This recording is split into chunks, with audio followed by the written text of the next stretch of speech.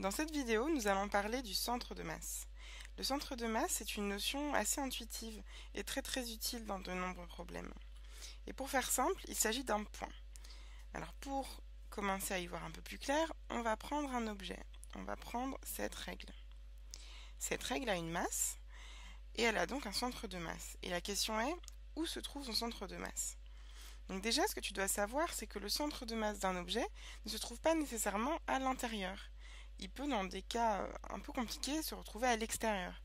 Mais bon, on verra ça tout à l'heure et pour le moment, le cas est plutôt simple. Donc la définition du centre de masse, c'est un point auquel je vais pouvoir considérer que toute la masse de mon objet est concentrée en ce point. Donc bon, là c'est un peu compliqué. Donc on va prendre cette règle et on va essayer de comprendre. Pour ça, on va faire une petite expérience. On va dire qu'on sait où le centre de masse de cette règle se trouve et qu'il se trouve ici. Et on verra tout à l'heure que c'est assez proche de la réalité. On va dire que cette règle a une masse de 10 kg et on lui fait subir une force directement au centre de masse, comme celle-ci, d'une valeur de 10 newtons.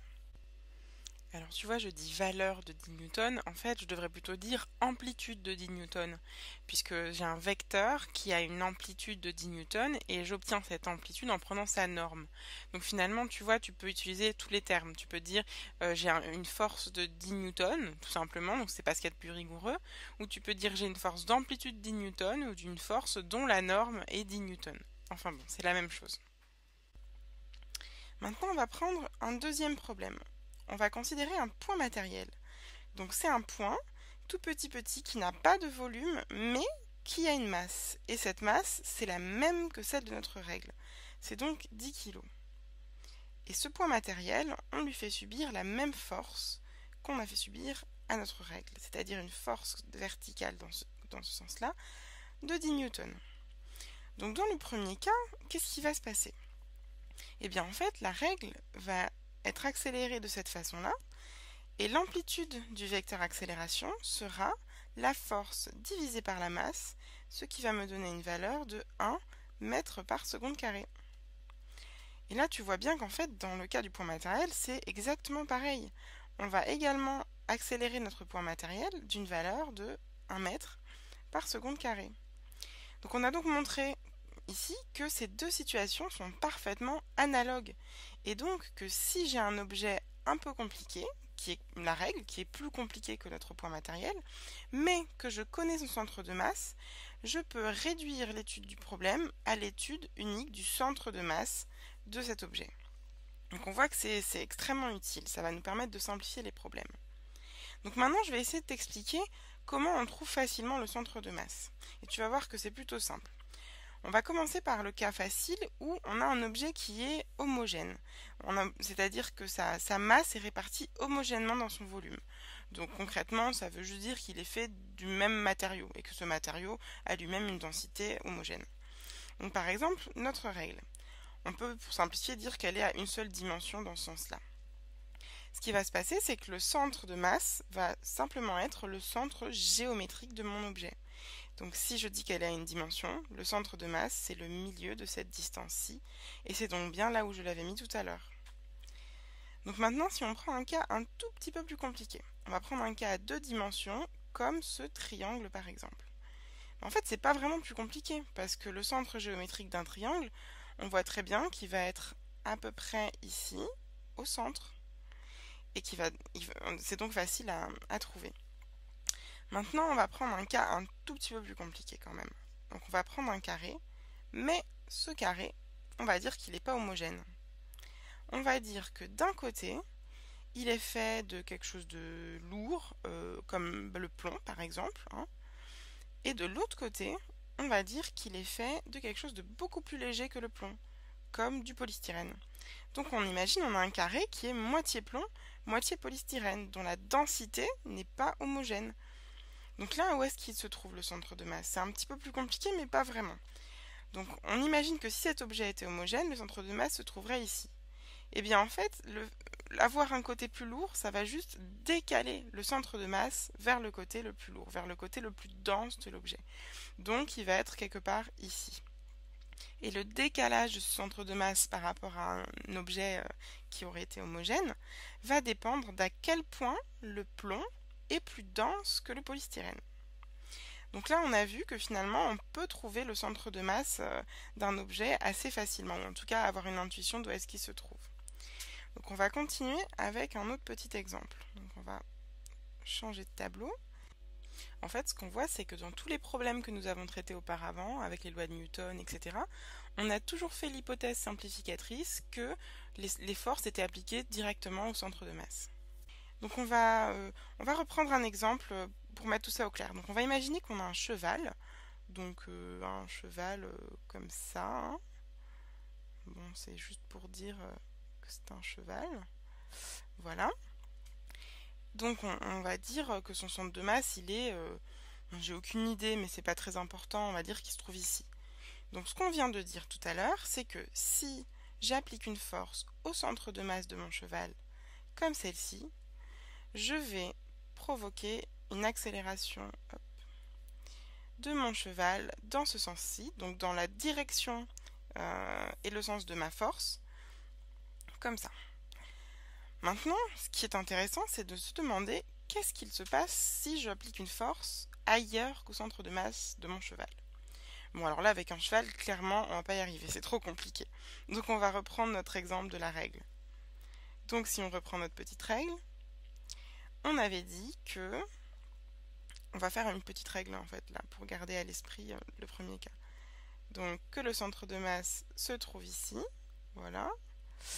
Et que si j'applique une force dans ce sens-là, comme tout à l'heure, j'obtiens une accélération dans ce sens-là.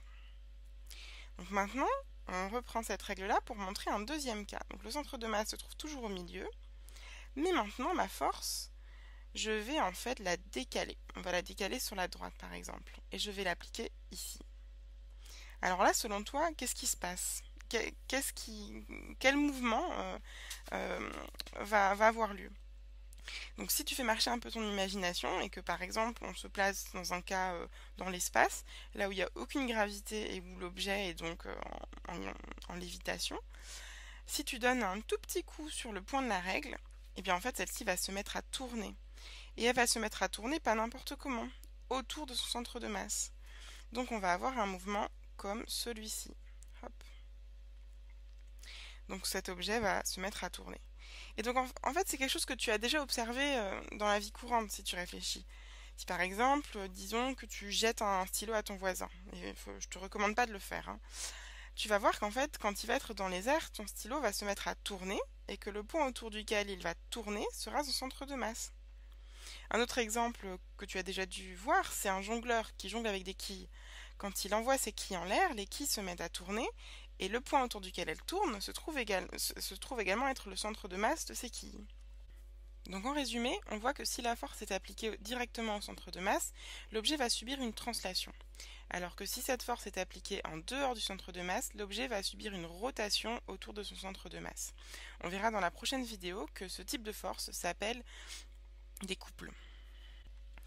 Donc maintenant, on va voir dans un autre exemple que la notion du centre de masse peut être utile dans la vie courante, on va dire, ou en tout cas dans un exemple un peu plus rigolo. Donc tu imagines une personne qui va faire un saut en hauteur, comme aux Jeux Olympiques. Donc on dit qu'on a la barre à sauter qui est là, qui est tenue par ses portants. Donc on va mettre le petit bonhomme qui va sauter environ ici, comme ça. Donc ce qu'on sait, c'est que pour la plupart des gens, le centre de masse d'une personne se trouve quelque part ici, au niveau du ventre, des intestins, quoi. Donc la première chose, c'est si je te demande comment va-t-il faire pour sauter cette barre? La chose la plus simple qu'on pourrait penser, c'est qu'il pourrait sauter en adoptant une trajectoire comme celle-ci et en sautant à la verticale. C'est-à-dire qu'il va sauter, il va prendre de l'élan, il va sauter. Donc là, dans ce cas, on voit que son centre de masse va devoir monter assez haut au-dessus de la barre pour que les jambes puissent bien passer au-delà de la barre. Maintenant, si tu réfléchis à ce que tu as pu voir aux Jeux Olympiques, c'est pas vraiment ce qui se passe.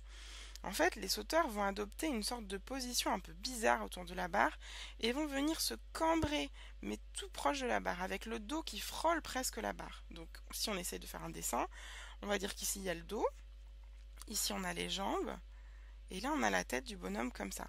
Et vraiment, il vient tout proche de la barre. Et là, on va voir que le centre de masse va nous expliquer pourquoi est-ce qu'ils adoptent cette position bizarre. Eh bien, si tu cherches maintenant le centre de masse de ce bonhomme, tu vas voir qu'il va finalement se retrouver plus bas que la barre. Il va se retrouver quelque part ici. Et donc, que finalement, il va avoir à monter une hauteur en quelque sorte moins haute. Ben oui, parce qu'en effet, la trajectoire effective qu'il va réaliser, quand on considère uniquement le centre de masse de ce bonhomme, sera celle-ci. Donc qu'est-ce que ça veut dire? Ça veut dire que pour une même énergie donnée, d'ailleurs on pourrait la calculer, hein, on a vu les lois de Newton et le tir parabolique, donc on pourrait très bien imaginer calculer l'énergie ou la force de propulsion qu'il faut pour avoir cette trajectoire. Et bien finalement, on va avoir à faire cette trajectoire-ci qui a une hauteur beaucoup plus basse, et donc ça va demander moins d'énergie. Une autre façon de voir le problème, c'est aussi de dire qu'avec la même énergie, le bonhomme va pouvoir sauter une barre plus haute, vu que le centre de masse passe fictivement en dessous de la hauteur de cette barre. Donc j'espère qu'avec ces petits exemples, je t'ai permis d'y voir plus clair sur ce qu'était un centre de masse. Et je te dis à bientôt sur la prochaine vidéo qui sera sur les couples.